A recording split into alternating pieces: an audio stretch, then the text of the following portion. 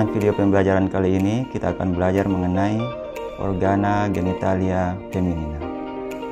Kalian tentu tahu dan paham sebelumnya bahwa ini termasuk daripada organ reproduksi. Nanti setelah kalian mempelajari video ini, diharapkan bahwa kalian nanti sudah bisa menjelaskan bagaimana proses menstruasi, kemudian proses konsepsi, kehamilan dan persalinan yang akan nanti kalian dapatkan di pembelajaran selanjutnya. Genitalia feminina, jadi sekarang kita belajar dari rangkaian untuk organa reproduksi untuk wanita adalah genitalia feminina. Kita kembali bagi menjadi interna dan eksterna. Untuk yang internanya terdiri atas ovarium, kemudian ada tuba uterina, uterus, serta vagina. Sedangkan untuk yang eksternanya, secara umum keseluruhan ini kita sebut sebagai vulva atau pudendum. Nah, bagian-bagiannya di sini nanti terdiri atas mons pubis, labium majus pudendi, labium minus pudendi, kemudian ada vestibulum vaginae, ada klitoris, bulbus vestibuli, serta glandula vestibularis mayor dan minor. Yang pertama adalah yang interna, yakni ovarium. Jadi teman-teman bisa lihat di sini untuk nulipara ovarium berada pada daerah fossa ovarica. Jadi fossa ovarica nanti dia berada di dinding lateral daripada pelvis setinggi spina iliaca anterior superior. Berhubungan ke distal dengan struktur di distal dengan adanya ligamentum suspensorium ovarii. Nanti di dalamnya terdapat vasa ovarica, yakni terdiri atas arteri ovarica dan vena ovarica. Sedangkan pada bagian proksimalnya dihubungkan dengan uterus oleh adanya ligamentum ovarii proprium. Nanti ujung daripada ligamentum ovarii proprium nanti ini berada pada daerah sudut lateral daripada uterus.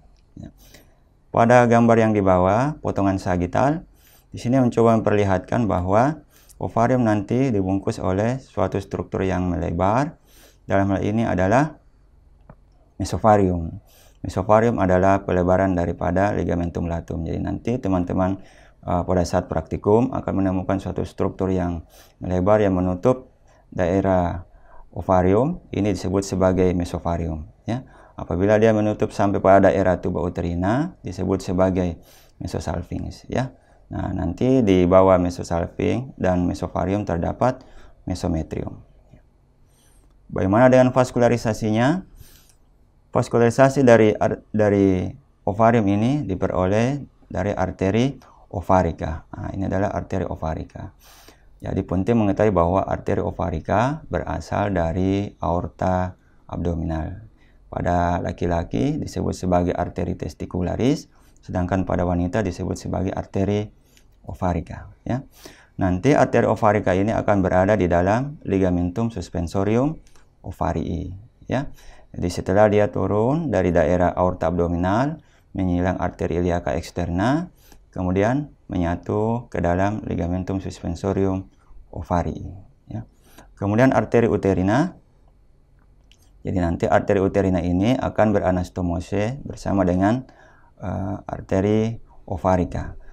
Untuk venanya akan membentuk plexus venosus pampiniformis yang tentunya nanti akan bermuara sampai pada daerah vena uterina.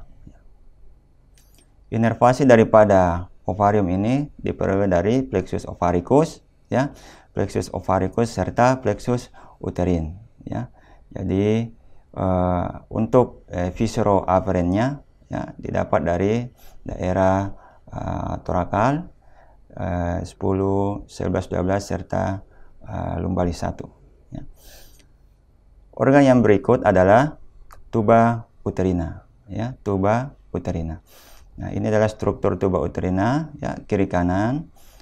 Secara umum pembagian daripada tuba uterina untuk bagian-bagian yang di sini nanti terdiri atas yang pertama adalah infundibulum tuba uterin, ya. Infundibulum tuba uterina berbentuk seperti corong. Ini akan berhubungan dengan kavitas peritoneal melalui osteum abdominal tuba uterina. Ya. Di ujungnya nanti terdapat suatu struktur rumbai yang kita sebut sebagai fimbriae. Ya. Struktur yang berikutnya adalah ampula tuba uterina. Strukturnya lebih besar, lebih panjang, merupakan tempat terjadinya fertilisasi. Struktur yang berikut adalah isthmus tuba uterina, ya. Lebih sempit, kemudian dindingnya lebih tebal, kemudian akan mengarah ke daerah korno-uterin untuk masuk ke daerah uterus. Sedangkan pars uterina adalah daerah yang ketika memasuki struktur uterus itu sendiri. Ya, jadi ini pembagian daripada tuba uterina. Bagaimana dengan vaskularisasinya?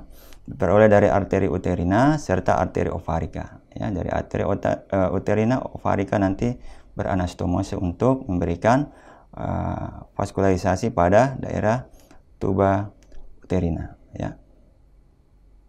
Inervasinya diperoleh dari plexus ovaricus. Ya. Untuk plexus ovaricus, ya, yang ini, kemudian ada plexus uterina, sedangkan viscero aferennya, ya, nanti diperoleh ketika memasuki medula spinalis akan melalui jalur nervi thoraciki 11, 12 serta nervus lumbalis 1. Ya. Struktur yang berikutnya adalah uterus. Nah, yang pertama adalah kita bagi dulu bahwa secara umum uterus dibagi dua, ya. Secara garis besarnya 2/3 kranial adalah korpus, sedangkan 1/3 kaudalnya adalah cervix, ya. Jadi 2/3 ini yang lebih luas, kemudian 1/3 kaudalnya ini berbentuk seperti corong, ya. Nanti akan mengarah ke daerah vagina. Fundus uteri, daerah struktur ini disebut sebagai fundus uteri. Dia posisinya adalah bundar, ya, bundar, kemudian licin. Ya. Kemudian yang berikut adalah korpus uteri. Semua struktur ini adalah disebut sebagai korpus uteri. Ya. Nah, lapisannya tentu di sini di bagian dalamnya adalah terdiri dari endometrium, kemudian ada myometrium serta perimetrium. Itu susunan daripada uterus, ya, dari dalam keluar. Struktur yang berikutnya adalah isthmus uteri.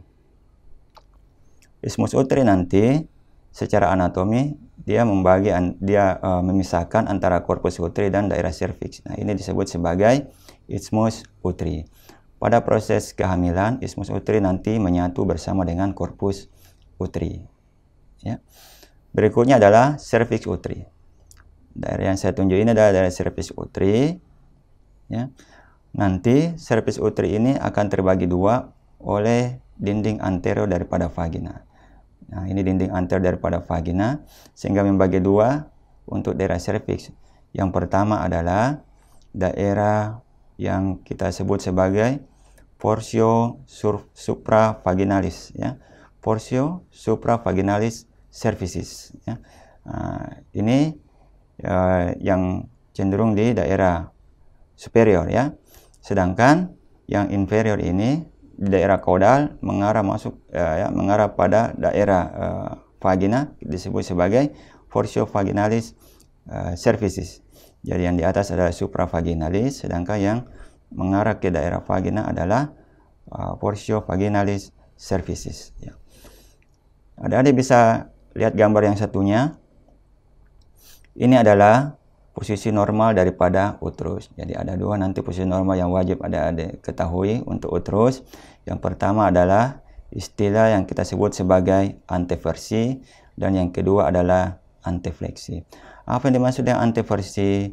Yang dimaksud dengan anteversi adalah sudut yang dibentuk oleh daerah cervix uteri dan vagina. Jadi ini yang dimaksud dengan anteversi.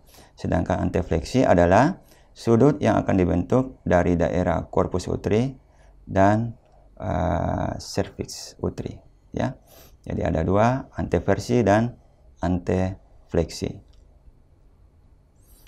Struktur yang akan banyak berperan untuk menyangga daripada uterus, pertama diafragma pelvis. Tentu di sini yang paling bekerja pada proses di kondisi ini adalah musculus levator ani, ya.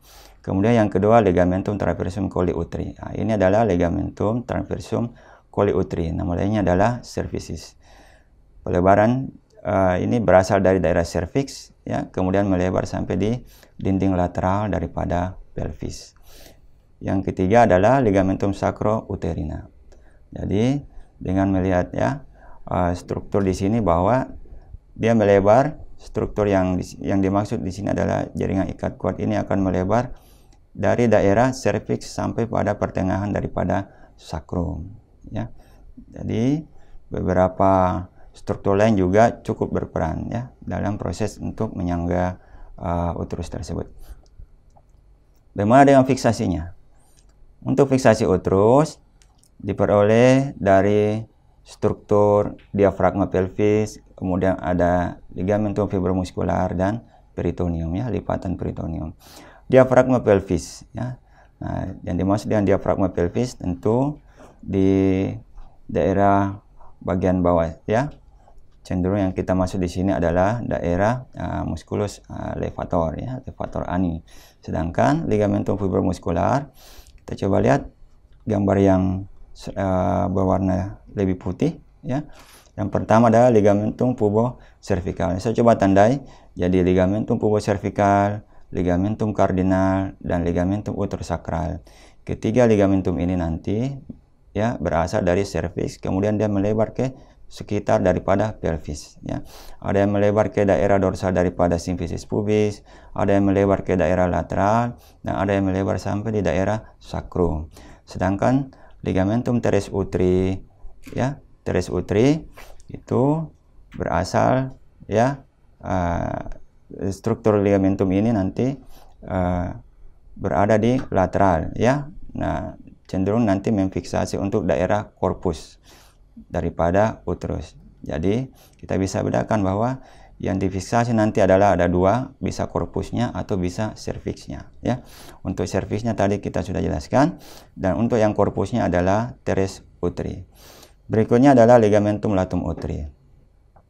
Ligamentum latum uteri ini, ya, pada gambar yang di bawah diperlihatkan bahwa terdiri atas mesometrium, ya, kemudian mengarah ke kranial nanti akan menutupi daerah tuba uterina disebut sebagai mesosalpinx, kemudian juga melebar ke daerah ovarium disebut sebagai mesovarium. Jadi pelebarannya nanti ya bisa menjadi mesometrium, mesosalpinx, dan mesovarium, ya. Kemudian yang ketiga fiksasinya didapat dari lika vesicouterina, ya, rectovaginalis dan rectouterina.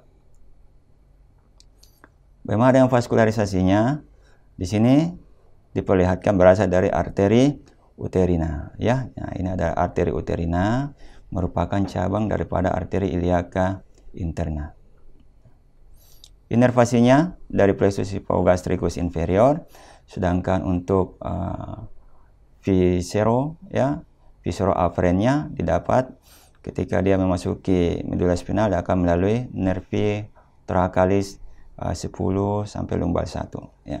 Kemudian juga nanti di sini inervasi didapat dari daerah parasimpatis, ya, yakni sakral 2, 3, 4.